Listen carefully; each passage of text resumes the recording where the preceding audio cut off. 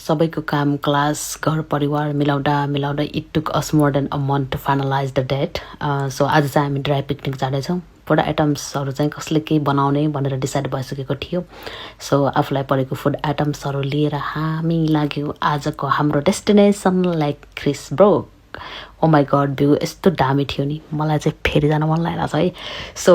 फर्स्टमा पुग्दा बित्तिकै चाहिँ वी ह्याड आवर ब्रेकफास्ट त्यसपछि चाहिँ एस्थेटिक फोटो सुट यस्तो गर्मी थियो नि है म त एस्थेटिकवाला फोटो खिच्नै बिर्सेछु भने तर if you want have a look on those aesthetic photos and videos please follow my friend एउटा ग्रुप टिकटक अभियसली अनि सम